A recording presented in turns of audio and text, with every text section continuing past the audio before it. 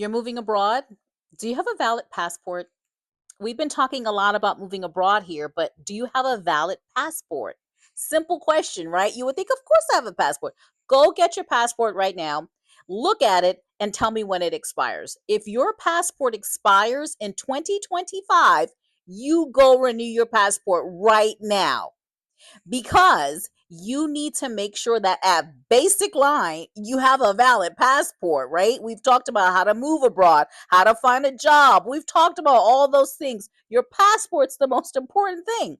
It has to have at least 3 months extra time on it, which means when you go to, say, Spain, and you're going to be there because remember we talked about going and visiting and seeing how you would like it. When you come back, you have to have at least 3 months on your passport. So when you go to the airport, when they look at it, when you're going through TSA, if your passport, not TSA, when you're checking in, if you don't have at least 3 months, they're not going to let you get on that plane.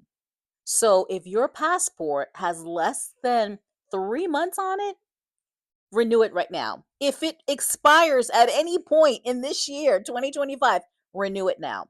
With all of this tariff talk, you know what I'm talking about, this political stuff going on. Some countries might be a little like, we don't know if we're going to let your people come here. So before any shenanigans happen, because I don't know if that's going to happen, that who knows, let's just be prepared. If your passport expires in 2025 and you're looking to move abroad, travel abroad, renew it right now. If you don't have a passport, it costs $130. Do not get a passport card. A passport card simply is ID. You cannot travel with that. They need to stamp the pages in your book. And if you plan on traveling a lot like I do, get extra pages. It's not a lot. You have to have a book.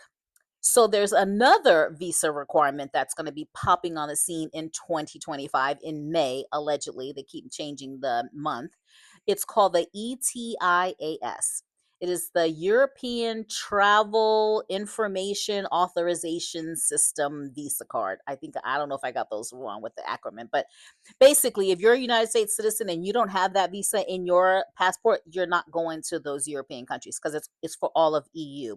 It costs €7. You can apply for it online. It takes like 5 minutes. If you're under 18, it's free. If you're over 70, it's free. Anyone in between, it's €7.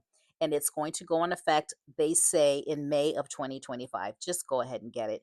It will be valid for 3 years or until your passport expires. So if your passport expires within that time frame, you got to get another one.